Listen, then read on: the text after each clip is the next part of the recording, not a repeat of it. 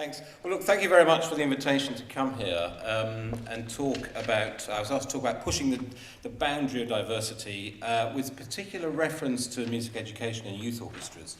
I think I'll start by declaring my ignorance, actually, because I spent most of the last 2 years probably working substantially outside of the UK.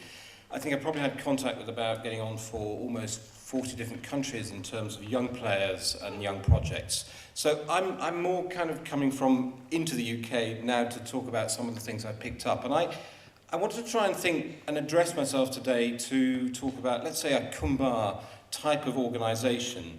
What sorts of things will help to push the boundary? Because it's quite right, the statistics no doubt show that although there have been an amazing number of projects in the last 10, 15 years to do with diversity in classical music, they're often not quite showing big changes in, let's say, the employability statistics and the changes.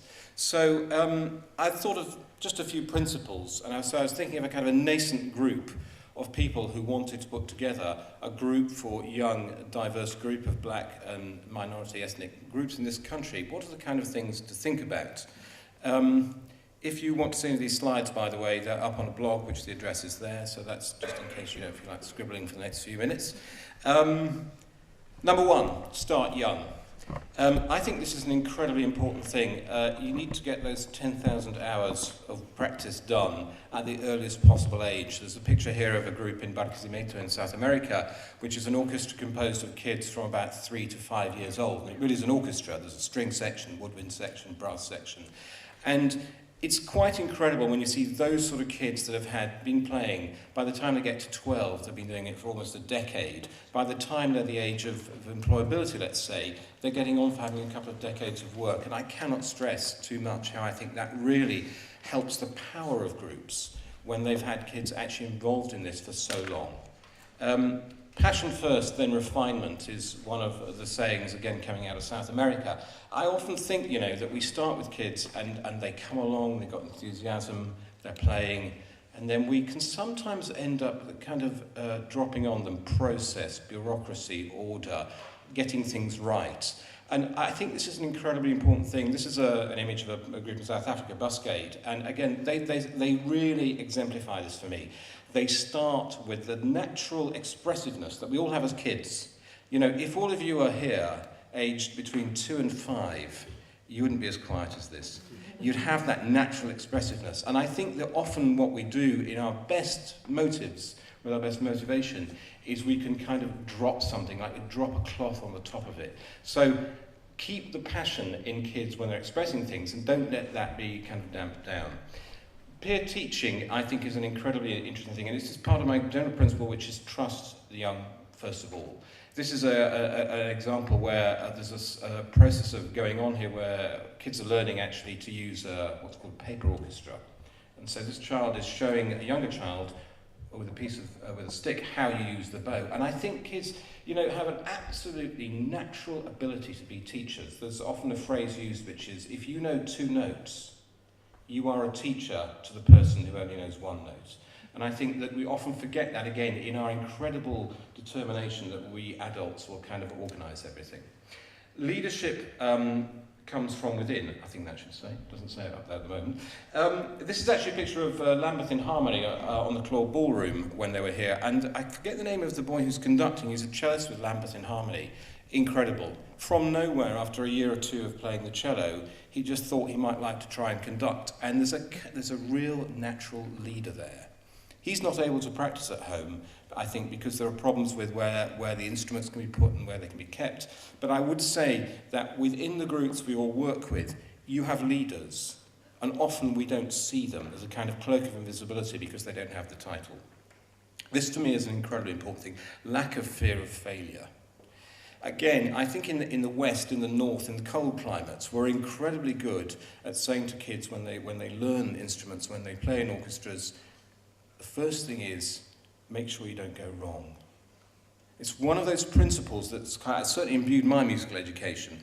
And so I think that what that does is to give a kind of rigidity immediately to expression. Because the young person learns, first of all, I won't go wrong. If I can go right after that, well, that'll be fine. This image, by the way, is of a young boy who's about 11 with a group. He's using a baroque bow. one of my Baroque bows went out to teach that group. And in many places, if I offered a young child who was about to play a concerto, sort of a Vivaldi concerto, I said, do you want to try this bow? It's completely different weight, well, all that kind of thing. They said, ooh, not sure about that.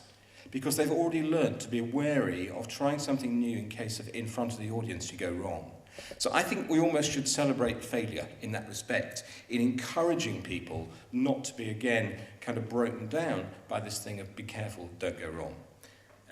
Performance. Wherever possible, I think performance offers a lot of young people who don't otherwise have the opportunity to be in front of a group of people and to get feedback.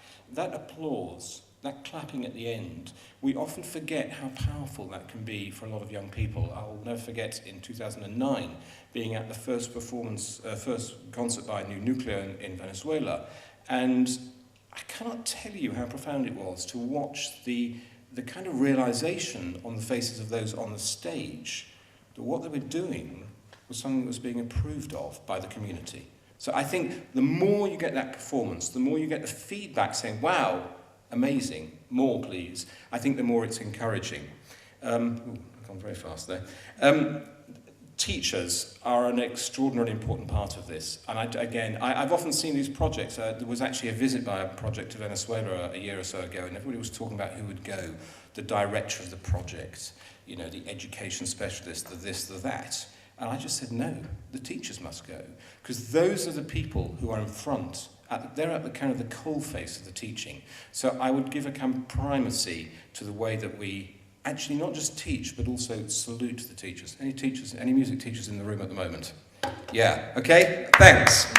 No, really. Can I hear that from the rest of you, or maybe not? Maybe you don't agree. I don't know. Never mind. Community involvement. This is one of the things I love about Kuumba, is actually this idea that the community holds it. I think it's fine for us to talk about what are all the organisational ways, this kind of processes of bureaucracy and applying for funding, all those things.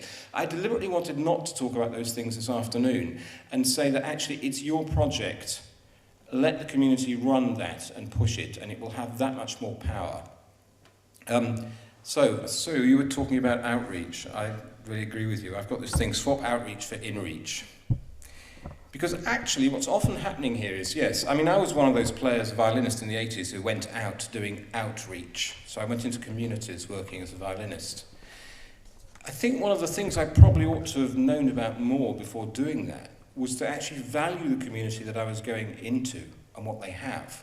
There was a great talk given by an actor in the States to a diversity conference I was at in February, when he said, what was the words he said? He said, it all starts with knowing who you are. And so I think the communities that you work with are actually, they are the inreach. Yes, by all means, let us try and be enablers, but actually the power resides with those communities. This is an image of a woman called Carmen, who works at a nucleo in Venezuela. And again, the kind of colour of that. And, you know, I couldn't go in there and teach for an afternoon and pretend that I need to tell her what to do. She is the person who knows that community. So more in-reach programs, please. And then make big institutions grow legs.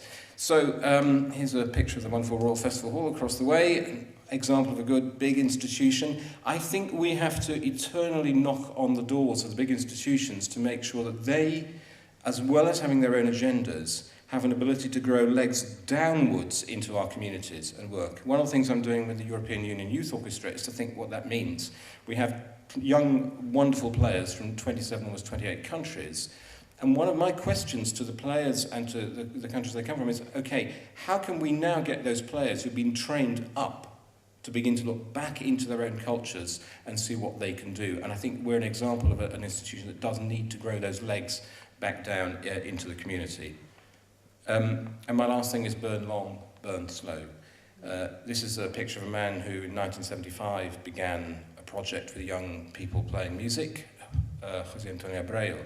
And one of the things he's taught me is that it may not happen in the first few years, it may not happen in the first few decades. That project is now 30, it was kind of 35 years old before it suddenly became the great sexy thing for the rest of the world that it's become.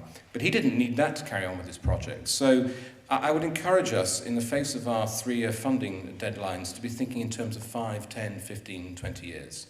So there's just a few principles and ideas for pushing the boundary of diversity. Thank you very much.